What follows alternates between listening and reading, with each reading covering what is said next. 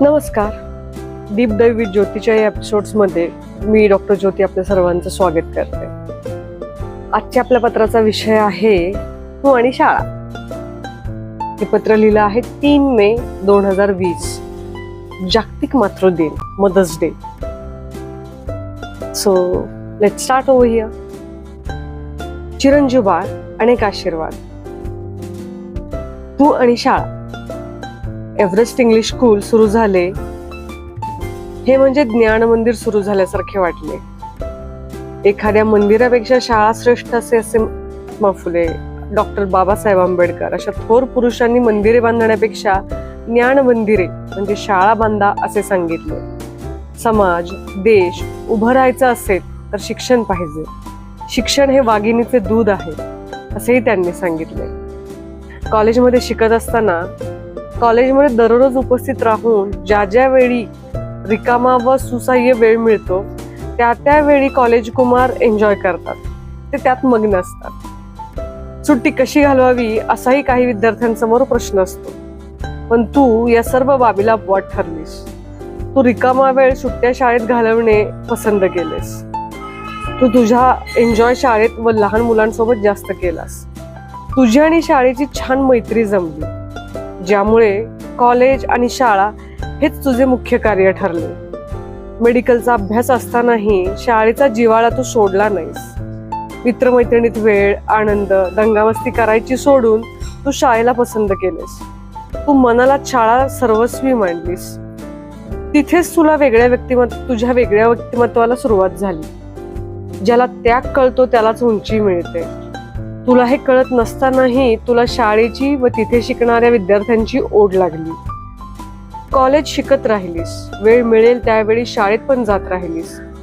College शिक्षण संपले पण शाळा संपली नाही. डॉक्टर झालीस.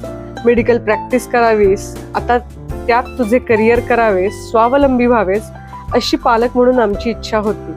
पण गरजेपुरती प्रॅक्टिस केलीस, पण तुझे मन शाळेमध्येच. पुढे तू करिअर म्हणूनही शाळेलाच पाहत होतीस. आता बऱ्यापैकी शाळा व शाळेचे प्रशासन समजू लागले होते. शाळा माध्यमातून शिक्षण, समाज, विद्यार्थी यांची विकास करता येऊ शकतो हे तुमच्या युवक व तरुण मनाने जाणले आणि शाळा प्रशासनाकडे तुम्ही कार्यरत झालात. वो भव पितृदेवो भव, आचार्य देवो भव हे पूर्वीपासूनच प्रचलित आहे. आई, वडील, गुरुजी यामध्ये देवपण असते आणि आहे असं म्हणतात. ते खरंही आहे. यामध्ये माझ्या मनाने जीवनात आलेल्या अनुभवाद्वारे वैद्य देवो भव अशी पुस्ती उपरोक्त देवतांबरोबर जोडावी वाटली. कित्येक जीवांना पुनर्जन्म डॉक्टर देतात, त्यामुळे ते देवदूत आहेत, देव माणूस आहेत. आज करोना काळ सुरू आहे. सर्व जग हादरले आहे. त्यामध्ये डॉक्टरच देवासारखे राबत आहेत, धडपडत आहेत. करोनावर मात करण्याची जीवाची बाजी लावत आहेत. यामध्ये संरक्षणासाठी पोलीस बांधवही आपला जीव पणाला लावत आहेत. जय जवान जय किसान या उक्तीमध्ये जय जवान, जय किसान आणि जय विज्ञान.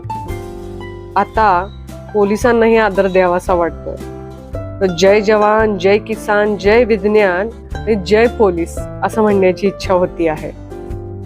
म्हणजे बघ, आई, वडील, गुरुजी आणि वैद्य हे देवरूपी व्यक्तिमत्व.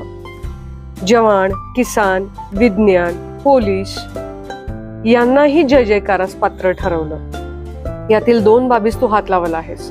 एक म्हणजे तू स्वतः डॉक्टर आहेस आणि दुसरी म्हणजे तू ज्ञान मंदिरात पुजारी होऊ इच्छितेस. म्हणजे पुजारी आहेस. ठरवलेस तर तू दोन्ही करू शकतेस. बाळ, आज जागतिक मातृदिन. आईची महिमा मी काय सांगणार. मानव निर्मितीपासून आजपर्यंत आणि हो पुढेही आई सदा वंदिता.